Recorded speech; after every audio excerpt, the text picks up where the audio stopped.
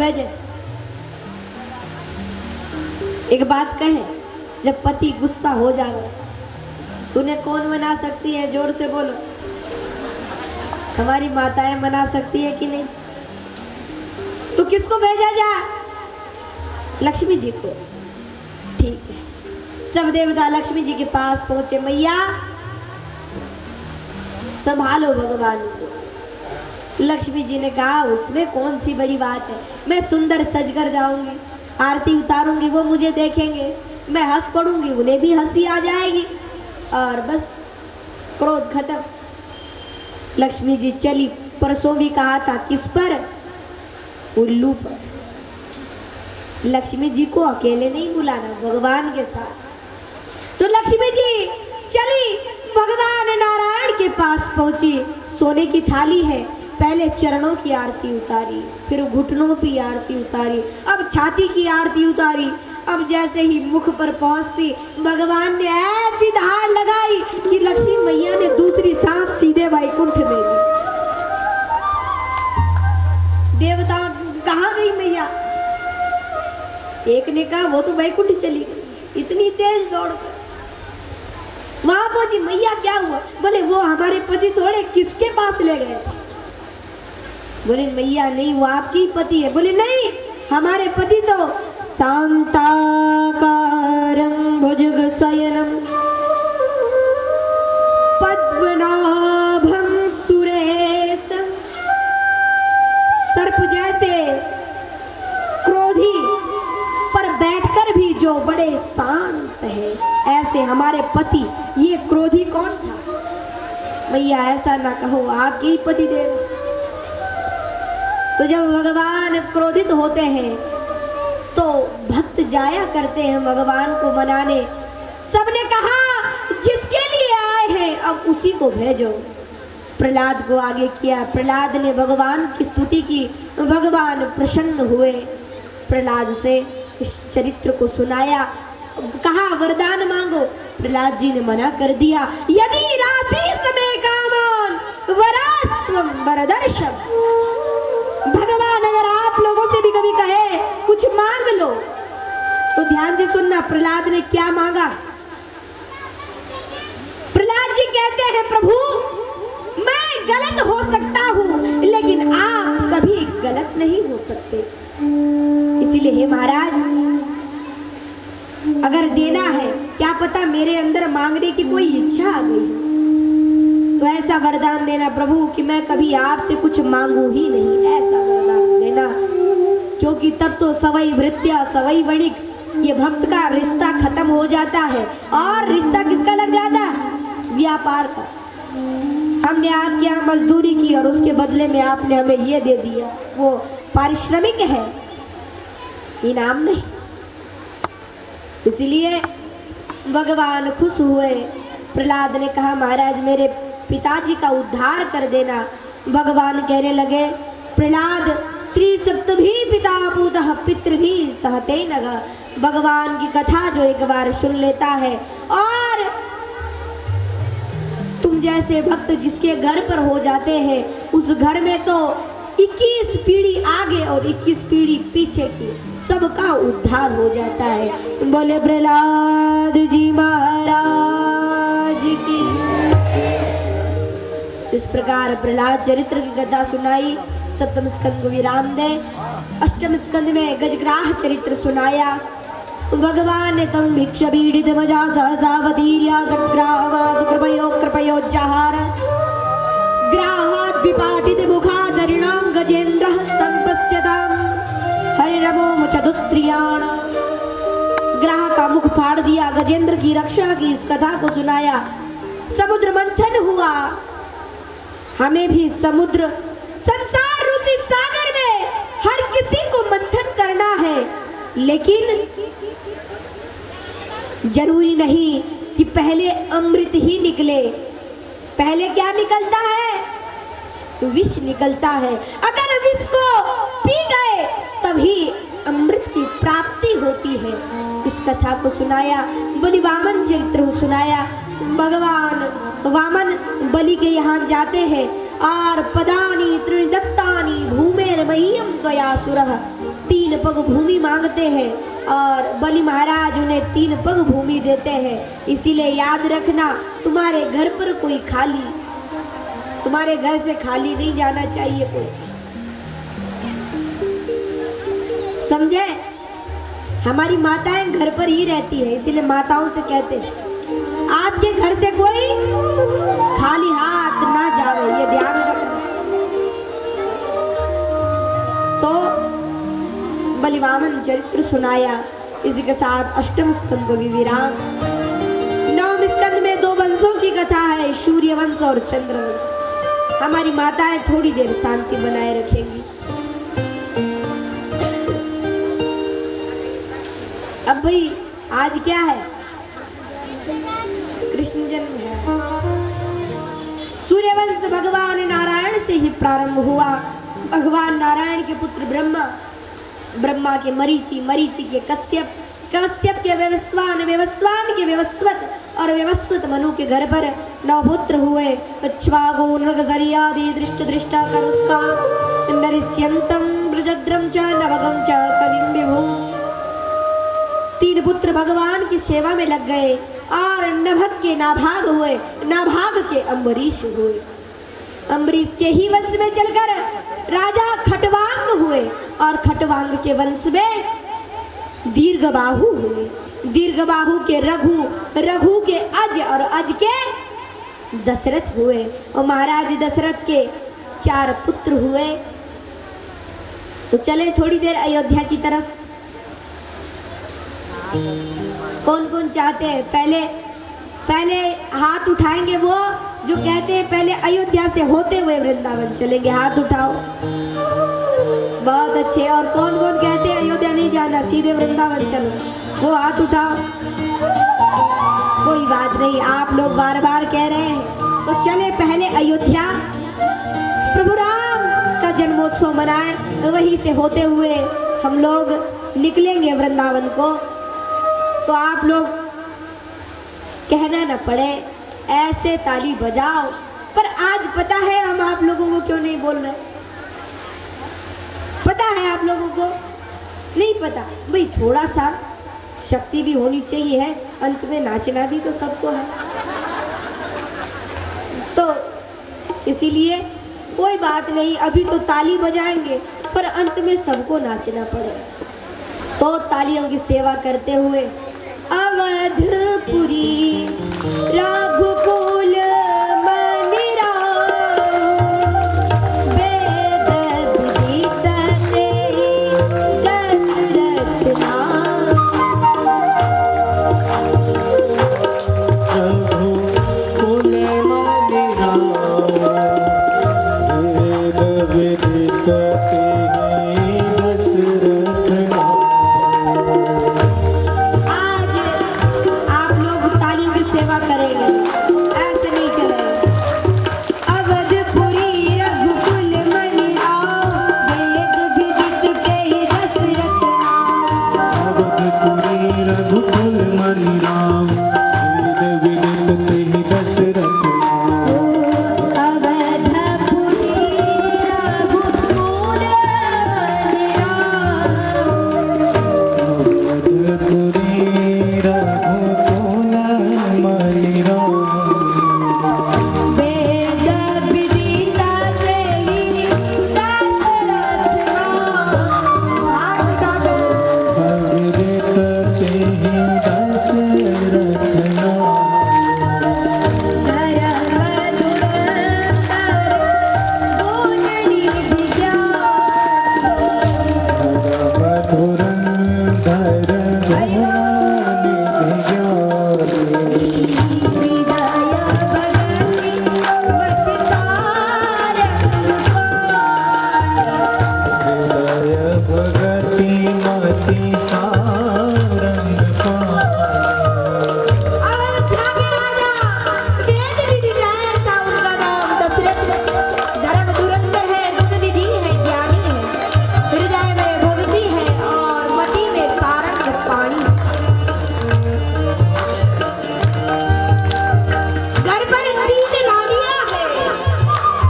कौशल्या देना प्रिया सब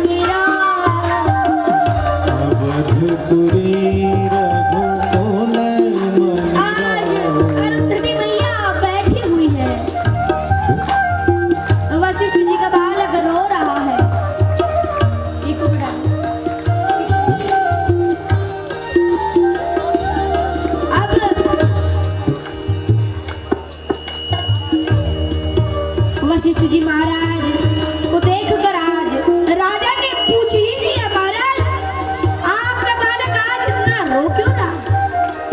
मौका मिल गया वशिष्ठ को बोलने का, इसीलिए कहा राजन ये मुझसे रो रो कर कह रहा है कि महाराज आप तो दशरथ के गुरु हो, लेकिन मैं किसका गुरु बनूंगा? इसकी तो कोई संतान ही नहीं।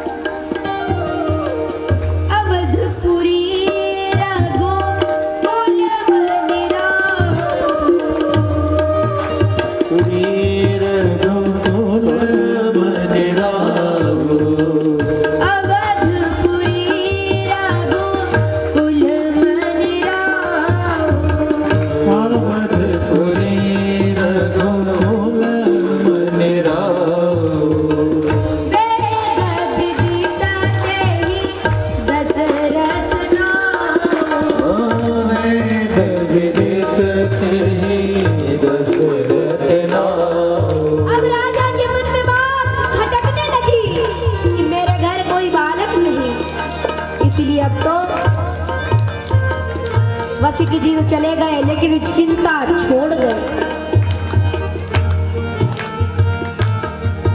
आज राजा दशरथ गुरु जी की याद आई। एक बार भूपति मन माई, गए गलानि मोर सुत भाई।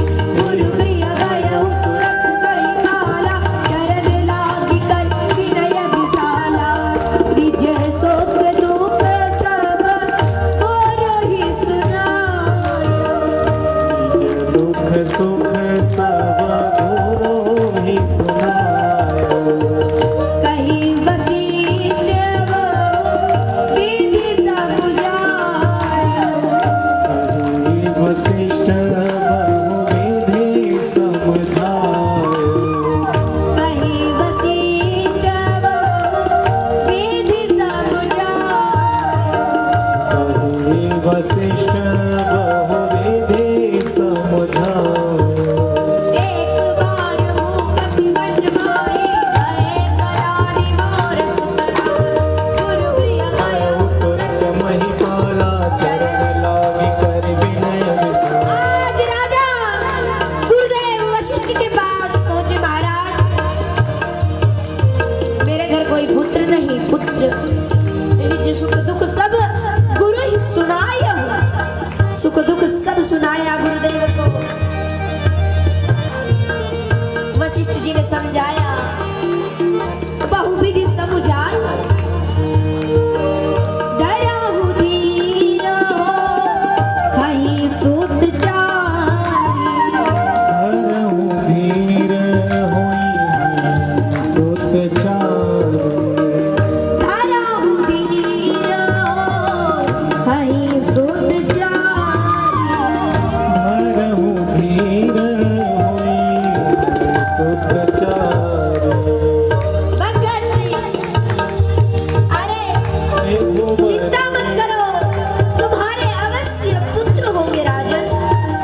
और ऐसे वैसे नहीं, त्रिभुवन विदित भगत भयहारी, ऐसे तुम्हारे पुत्र होंगे।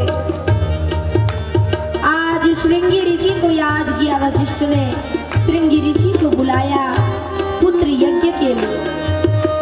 श्रृंगी ऋषि तब वशिष्ठ बुलावा, पुत्र काम शुभ यज्ञ करावा। ऋषि वशिष्ठ बुलावा, पुत्र काम शिव यज्ञ करावा। श्रृंगी ऋषि तब वशिष्ठ बुलावा, पुत्र काम शुभ यज्ञ करावा।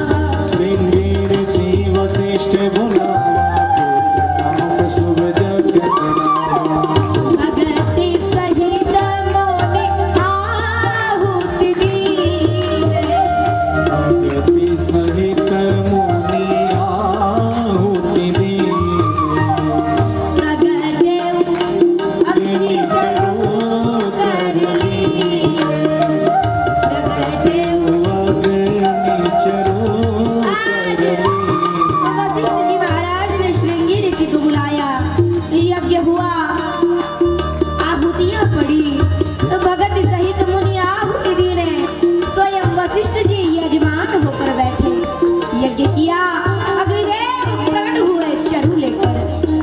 दशरथ जी को दी। दशरथ ने तीनों रानियों में बंटवारा किया, तीनों रानियों ने उसे प्राप्त किया। अब जोग लगन की हमारी तिथि समय भय अनुकूल। हरु हरु अचर हर्ष द्रुत राम जन्म सुत सियावर रामचंद्र की पवन सुत हनुमान की जय उमापति महादेव की बोलो भाई संतन की। नवमी तिथि मधुमास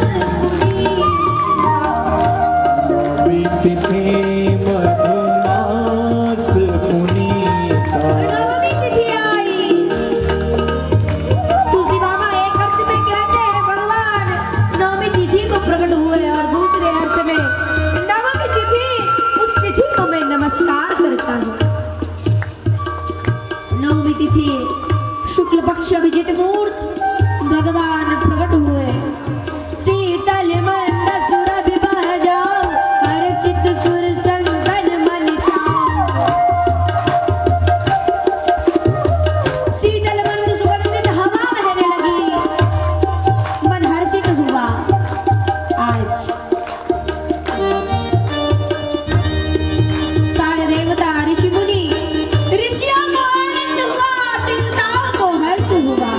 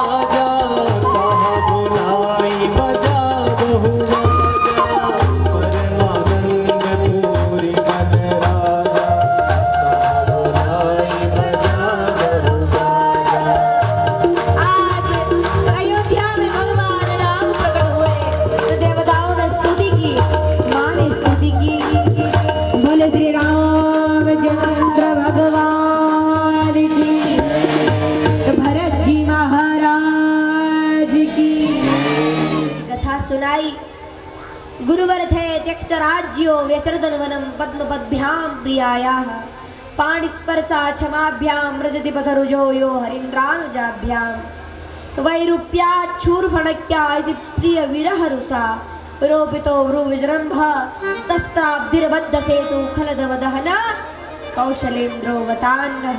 एक ही श्लोक में पूरी राम कथा सुना डाली सुखदेव जी ने।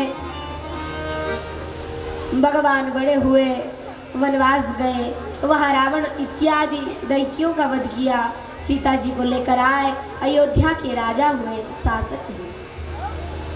इस प्रकार राम कथा को सुनाया। अब आवे चंद्रवंश में। चंद्रवंश में भगवान नारायण के पुत्र ब्रह्मा, ब्रह्मा के चंद्र, और क्योंकि भगवान ब्रह्मा जी के ही अवतार चंद्रदेव,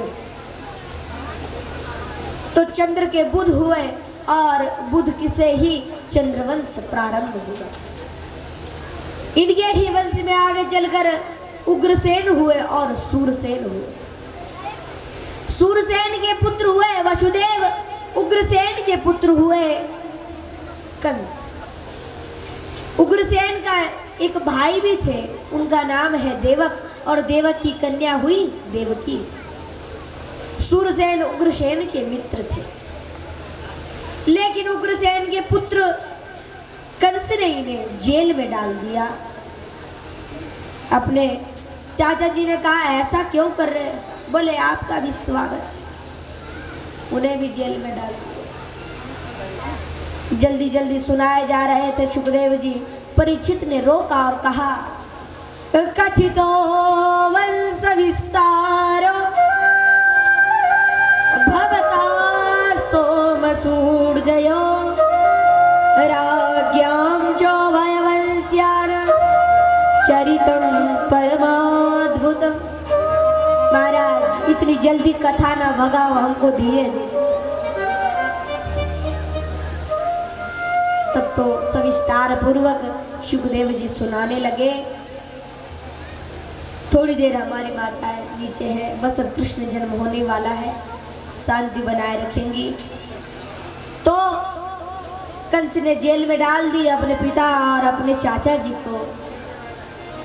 इनकी बहन देवकी से बहुत डरती थी, सोचा इसका विवाह करा दिया जाए। अपने मित्र सूरसेन जी महाराज के पुत्र हैं वसुदेव, कंस के मित्र परम मित्र है वसुदेव। वसुदेव जी से आग्रह किया, वसुदेव जी तैयार हुए। अब तो वसुदेव जी तैयार हो गए। वसुदेव जी से विवाह कराया अपनी बहन देवकी का। बहुत धूमधाम से विवाह हुआ, सब अति प्रसन्न हो गए हैं इस विवाह से। कंस स्वयं सारथी होकर बैठा, छोड़ रहा था, तभी आकाशवाणी हुई, कंस, जिस बहन का तू रथ स्वयं चला रहा है, उस बहन की 8वीं संतान तेरा वध करेगी। क्रोध आ गया कंस को, तलवार निकाल दी। आकाशवाणी, जब ये ही नहीं बचेगी तो इसका पुत्र कहां से होगा? ये सोचकर कंस ने तलवार निकाल ली, देवकी के बाल पकड़ लिए, मारने को तैयार हुआ। वसुदेव जी ने बहुत प्रकार से समझाया, बहन को मत मारो कंस, अरे हमारे जितने भी पुत्र होंगे सब तुम्हें दे देंगे, पर इसे मारो नहीं। जेल में डाल दिया दोनों को। पहला पुत्र हुआ, उसे भी कंस ने मारा। लगातार 6 पुत्रों की हत्याएं की। 7वें पुत्र के रूप में स्वयं भगवान शेष नारायण गर्भ में प्रस्तुत हुए। गर्भ में आए हैं। भगवान ने माया से कहा, ए माया, तुम इनको रोहिणी मैया के गर्भ में पहुंचा दो। तो बोले मुझे क्या मिलेगा? तो बोले तुम्हें, तो तुम चिंता ना कर, तुम्हें भी कुछ ना कुछ दे देंगे। क्या? बोले जाओ, कलयुग में तुम्हारे 9 दिन के व्रत होंगे। नवरात्रे हम लोग मनाते हैं, बस तुम्हारे कलयुग में 9 दिन के व्रत हो। कुमुदा, चंडिका, कृष्णा, कई नामों से तुम पूजे जाओगे, पर ये कार्य कर दो। माया ने कहा ठीक है।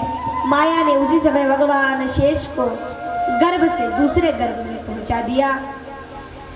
कंस को लगा मेरे भय के कारण खुद ही मर गया है, इसीलिए अब तो 8वीं संतान के रूप में स्वयं भगवान गर्भ में पहुंचे। कंस ने पहरेदार बढ़ा दिए, ताले बड़े बड़े लगवा दिए।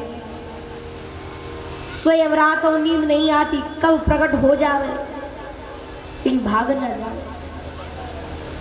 तो भगवान की सेवा में कई ऋतुएं पहुंची है। अब आषाढ़ ऋतु पहुंची। आषाढ़ आया है, भगवान की सेवा में आकाश में धीरे धीरे वर्षा हो रही है। आकाश में बादल छाए हैं, बिजली कड़क रही है और बादल गरज रहे हैं। ऐसा सुंदर चारों ओर तो भगवान की सेवा में आषाढ़ ऋतुएं पहुंची। आषाढ़ुजारं मेघमलारं बड़ीवारं जल्लारं बहादुर डकारं मयूर पुकार तड़िताधारं विस्तारं। आषाढ़ुजारं मेघमलारं बड़ीवारं जल्लारं बहादुर डकारं मयूर पुकार तड़िताधारं विस्तारं।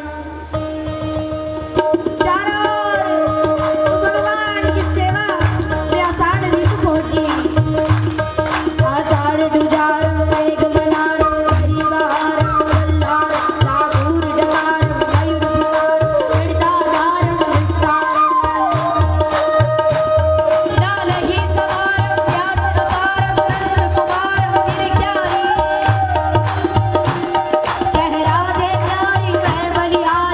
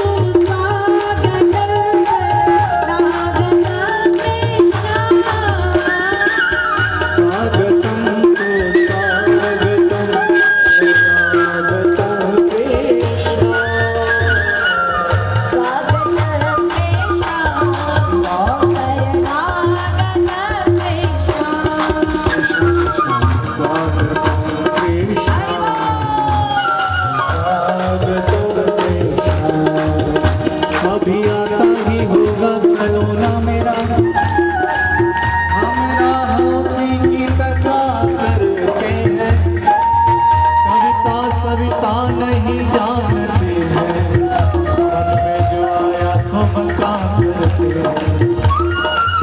चलते चलते पद पंकज में, चलते चलते जो थका करते हैं, उसका रस रूप पिया करते हैं। उसकी छवि छाकर छका करते हैं, उसकी छवि छाकर छका करते हैं। स्वागतम कृष्ण सुस्वागतम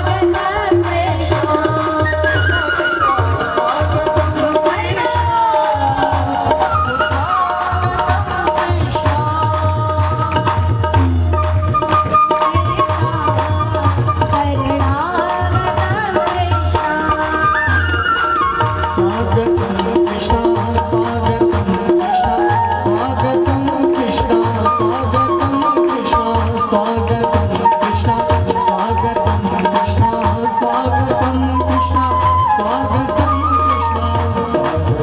हरि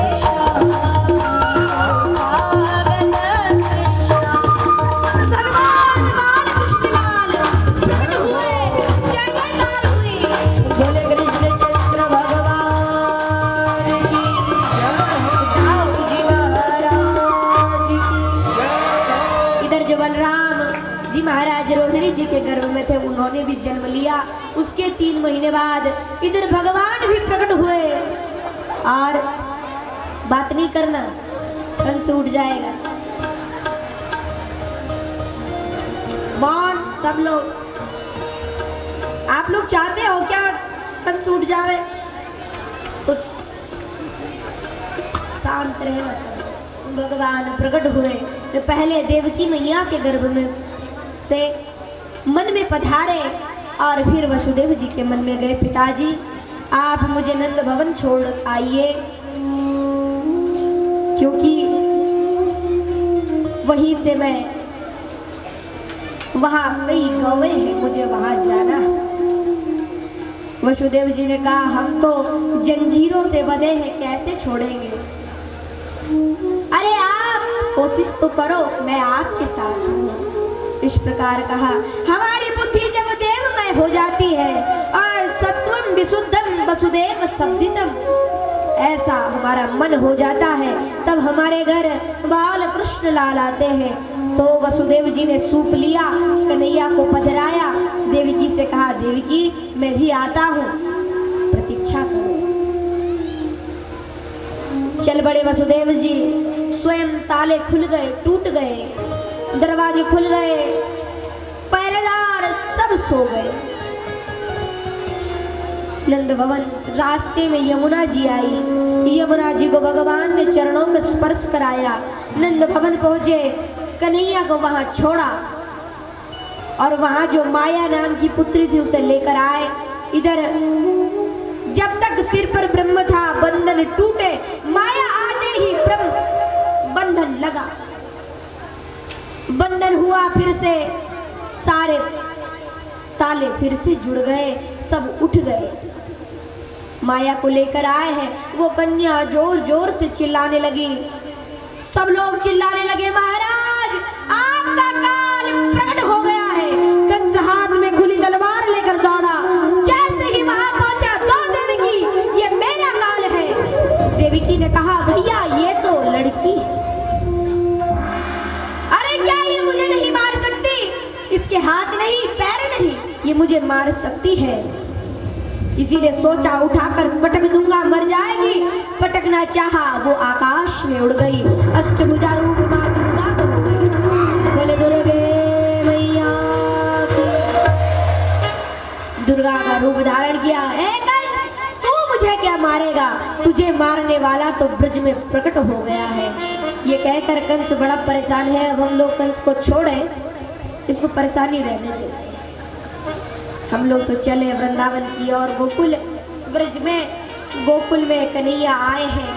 आज कोई ग्वाल ब्रज से दूर बंसी बजा रहा। सुबह का समय है। सब लोग हमारी माता कृपया थोड़ी देर रुके रहे, अभी वही रुक जाए। जब पहुंच जाए ऊपर तब जिसको नाचना होगा वही उठे। तो विनती है हमारी माताओं से सब शांति बनाए रखेंगी। कोई उठेगी नहीं माता, माता बैठ जाओ। सब लोग कृपया थोड़ी देर बैठ जाए और आए हम लोग भी नंद घरा आनंद मनाए। तो प्रारंभ करें। तो उत्सव मनने लगा ब्रज में।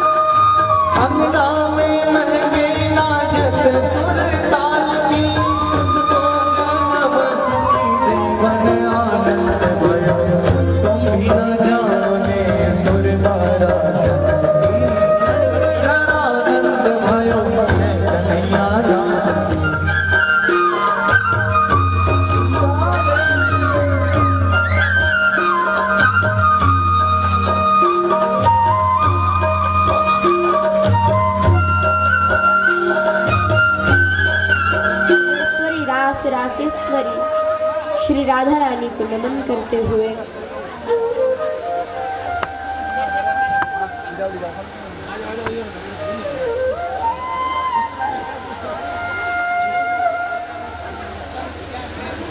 उपस्थित विप्रवृंद, आचार्य वृंद एवं सभी संगीताचार्य और श्रोता वृंद सभी को कोटि कोटि प्रणाम करते हुए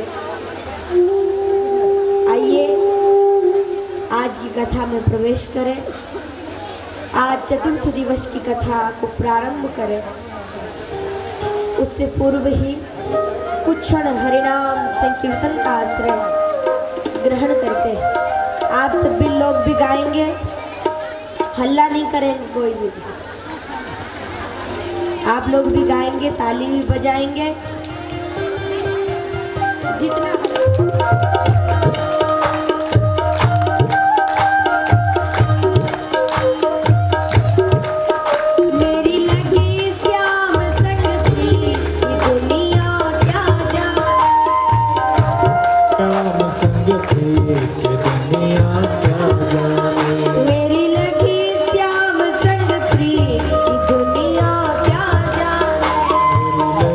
श्याम संग प्रिय दुनिया क्या जाने।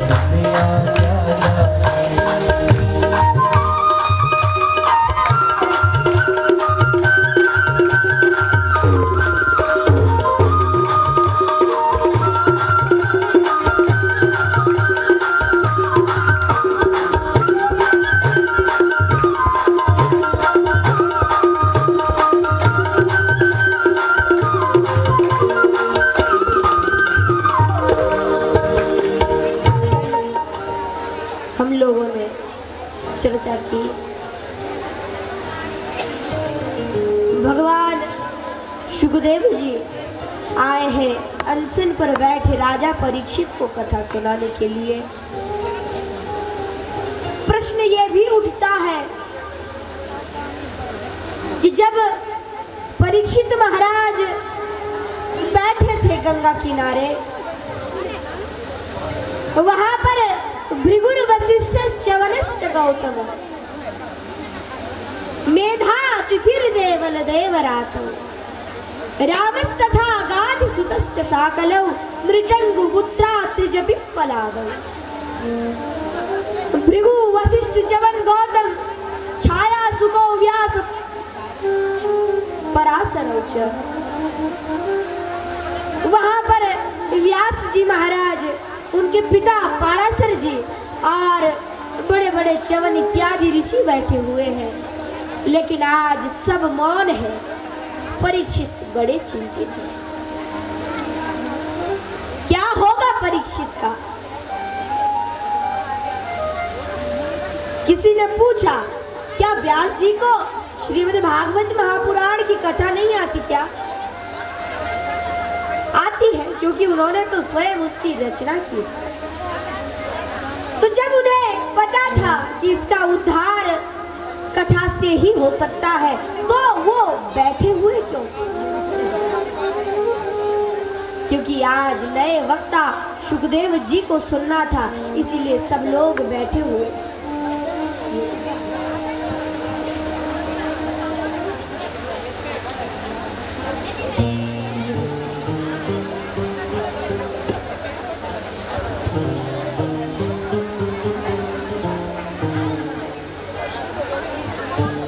आज नारद जी को लगा अगर सब लोग ऐसे ही बैठे रहे तब 7 दिन तो यूं ही बीत जाएंगे, परीक्षित का उद्धार कैसे हो? ऊपर में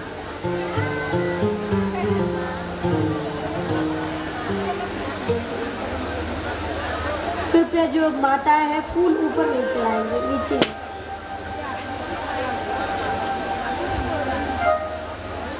तो नारद जी की ऐसी बुद्धि एक जगह नहीं लगती, चूहे के समान, कभी इधर तो कभी उधर। गंगा के तट पर पहुंचे, वहां पर देखा एक युवक बालू में लेटा हुआ।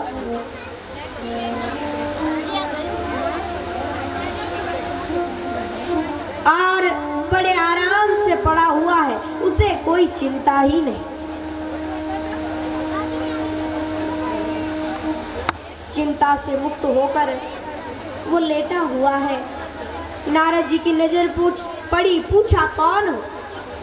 कहा सुखदेव। अच्छा तो महाराज आपको भागवत संहिता आती है? हाँ आती है, तुम्हें क्या मतलब? सुखदेव जी ने कहा कृपया आप लोग थोड़ा शांति बनाए रखें, हल्ला बहुत हो रहा है। सुखदेव जी ने कहा हाँ आती है, तुम्हें क्या मतलब? नारद ने कहा महाराज हमारे एक राजा परीक्षित है, उन्हें श्राप हो गया है, कृपया आप उन्हें कथा सुना दें। सुखदेव जी ने कहा जाओ जाओ, मुझे नहीं सुनाना। मना कर दिया सुखदेव ने, नहीं सुनाएंगे। चिंतित होने लगे तो क्या होगा। अब नारद जी की इतनी हिम्मत तो पड़ी नहीं कि बार बार बोले, कहीं श्राप दे दिया तो आफत हो जाए। नारद जी बेचारे परेशान होकर वहां से उठे और जाने लगे। फिर एक बात मन में आई,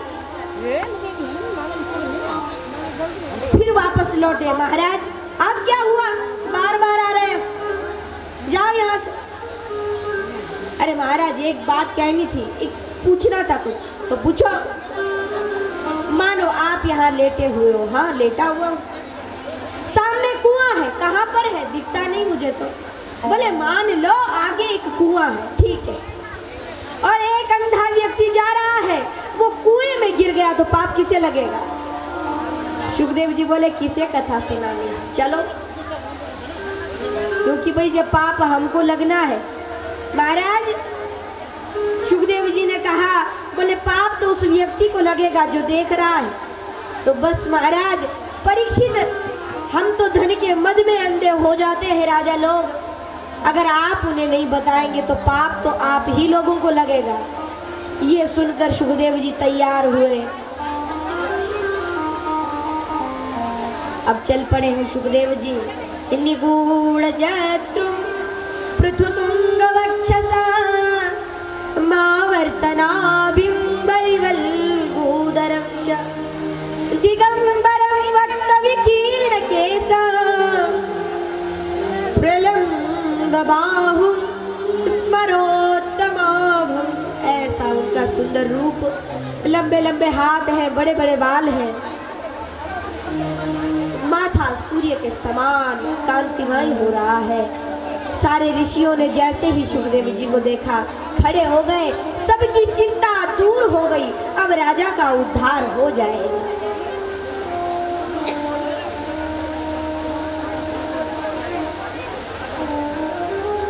थोड़ा धीरे धीरे आप लोग, कृपया विनती है आप लोगों से, भाई कथा में विच्छेद। आप लोग तो यहाँ कथा सुनने यानी पुण्य अर्जित करने आए, और फिर पाप मिले तो ठीक नहीं।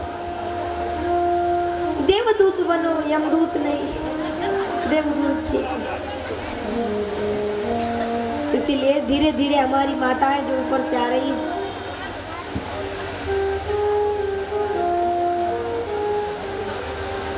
इस प्रकार सुखदेव जी पहुंचे।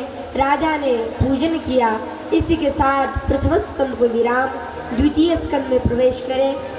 श्रीमद् भागवत महापुराण का द्वितीय स्कंद बहुत मुख्य स्कंद है, सबसे छोटा स्कंद है और सबसे मुख्य स्कंद है। गीता में भी भगवान कृष्ण के मुख से गीता दूसरे अध्याय से प्रारंभ हुई है, और श्रीमद् भागवत महापुराण में ही द्वितीय स्कंद से सुखदेव जी के मुख से गंगा बही। तो सुखदेव जी प्रारंभ करने लगे। द्वितीय स्कंद में पहुंचे हैं। श्री शुक उवाच वर्यान्ने सते प्रश्न कृतो लोकहितं नृपः आत्मवित्सन्नतः पुंसा श्रोतव्यादिषु यः परा।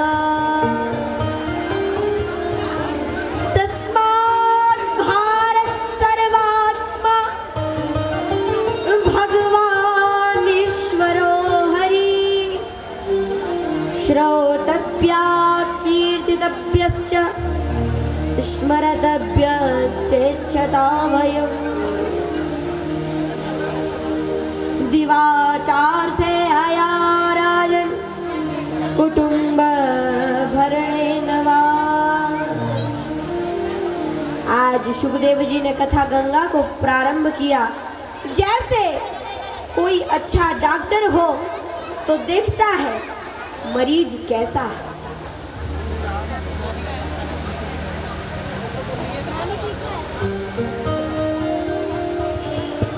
जो माताएं आ रही है कोई बात नहीं, अंत में आप लोग आ जाना, अभी बैठ जावे, अंत में आना।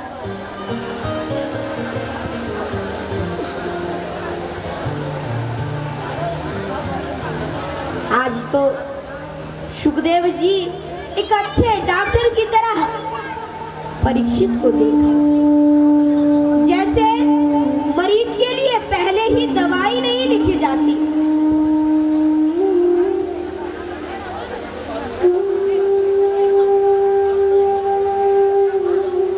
मरीज को पहले देखा जाता है कैसा है। देखा मरीज मृत्यु का मरीज है, क्या करें इसके लिए। अगर किसी को दर्द है ना, मानो किसी को बुखार हो गया, टाइफाइड है, तो डॉक्टर के पास जावे, महाराज बुखार हो गया, और डॉक्टर कहे अब तुम 3 दिन से ज्यादा का मेहमान नहीं। अरे इस बीमारी का कोई इलाज ही नहीं है। अगर बेचारे को 50% दर्द होगा तो 100% हो जाएगा। और कोई अच्छा डॉक्टर हो तो किसी को अगर बहुत बीमार है सच में,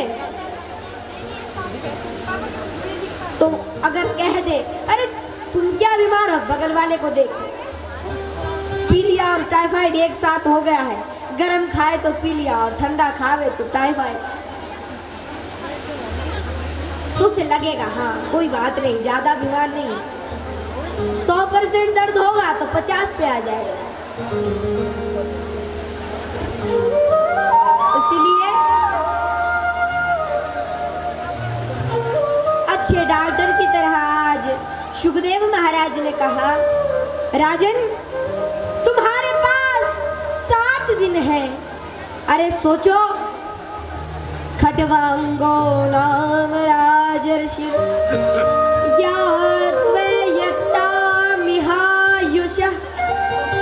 मुहूर्तात् सर्वमुत्सृज्य गतवान् भयं हरि।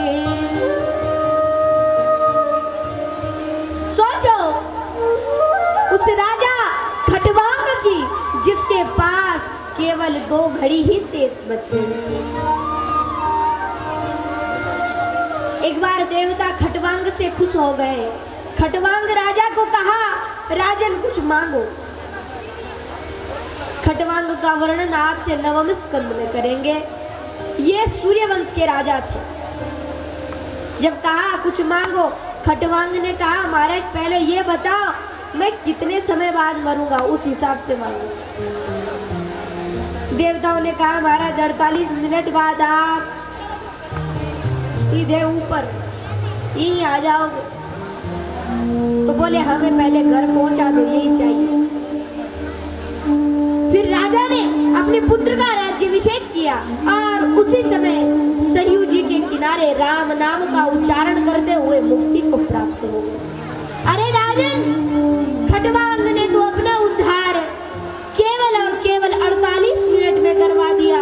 तुम्हारे पास अभी 7 दिन बाकी है।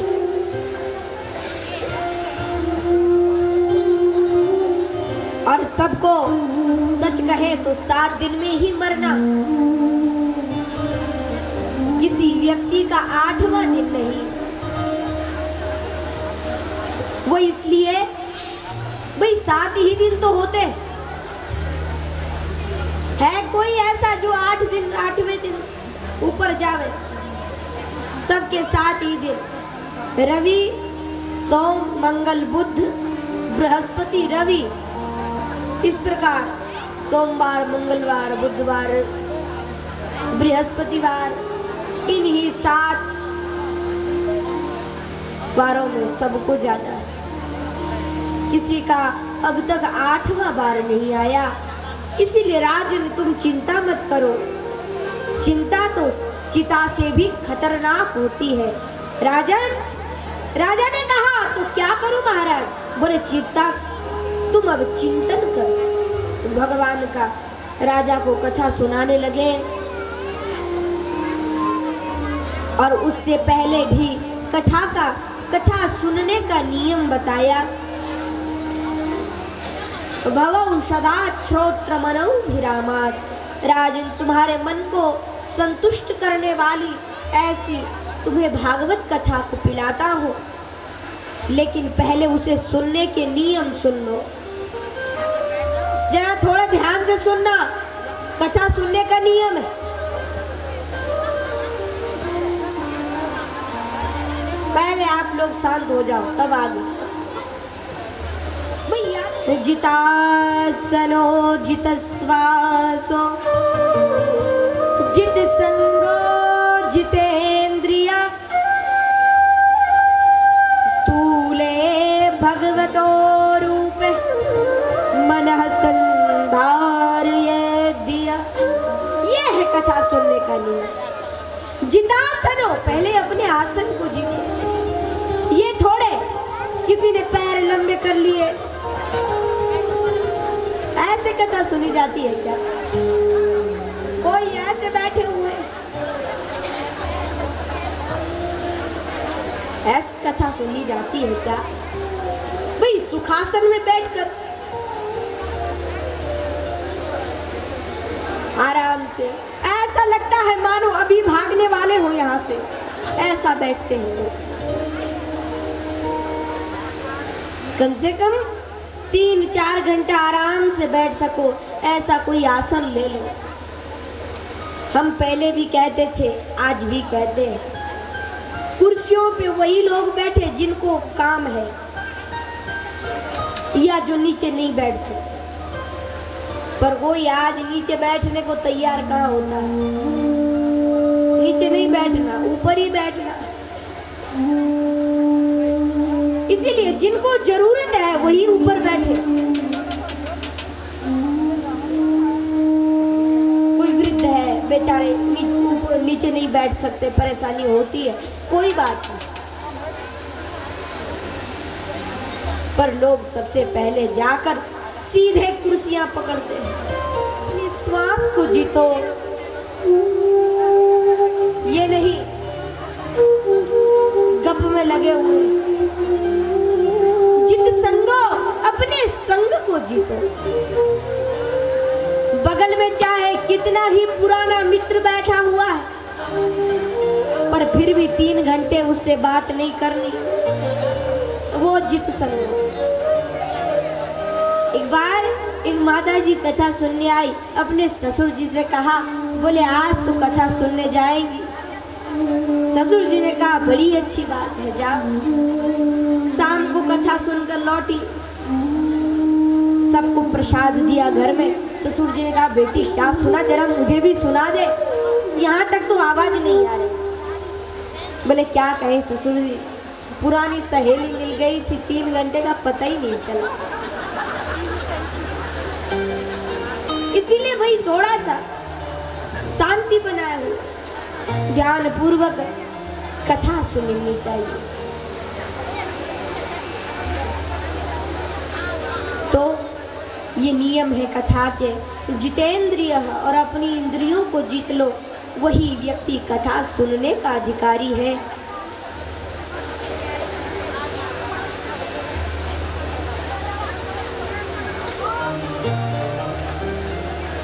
इस प्रकार बताया, कथा अति पावन, पवित्र और सुंदर कही गई है। सौनकादि ऋषि सूत जी महाराज से कहते हैं, सूत जी, बर्हायते ते नयने नराणा। अरे जिनने इस आंखों से भगवान की कथा न सुनी हो, वो आंखें आंखें नहीं, वो तो मोर मयूर पक्ष। इसीलिए आंखों का साफल्य भगवान की कथा सुनना। रामायण में तुलसी बाबा कहा करते हैं, जिन्हें हरि कथा सुनी नहीं काना, श्रवण रंध्र अहि भवन समाना। जिसने इन कानों से भगवान की कथा नहीं सुनी, वो कान नहीं, वो तो चूहे के बिल है। इसीलिए अब सप्त दिवसीय कथा है, आज 4था दिन हो गया है, अब केवल 3 दिन बचे हुए हैं। तो 3 दिन है, ध्यान से आप लोगों को कथा सुननी है। तो कथा को प्रारंभ करें आप। कथा प्रारंभ हुई। सुखदेव जी ने मंगलाचरण किया। यत् कीर्तनम यत् स्मरणम यदीक्षणम यत् वंदनम यत् श्रवणम यदर्हणम लोकस्य सत्यो विदुनोति कल्मषम् तस्मै सुभद्र श्रवसे नमो नमः। नमस्कार किया, भगवान की भक्ति को पूछा, परीक्षित क्या सुनना चाहते? इतना सुनते ही परीक्षित महाराज ने कहा, जरा थोड़ा सृष्टि वर्णन तो कीजिए महाराज। तो सृष्टि वर्णन होने लगा, सृष्टि के बारे में पूछा। अब सुखदेव जी कहते हैं, यही प्रसंग एक बार ब्रह्मा जी महाराज ने अपने पुत्र नारद को सुनाया था, वो हम आपको सुना रहे हैं। तो ध्यान पूर्वक सुनिएगा। भगवान नारायण के पुत्र ब्रह्मा, नारायण भगवान के नाभि कमलोद्भूत हुए ब्रह्मा जी, चतुरानन ब्रह्मा अपने कमलासन पर जब बैठे, चारों तरफ देखा, मेरी माता कौन है और पिता कौन है।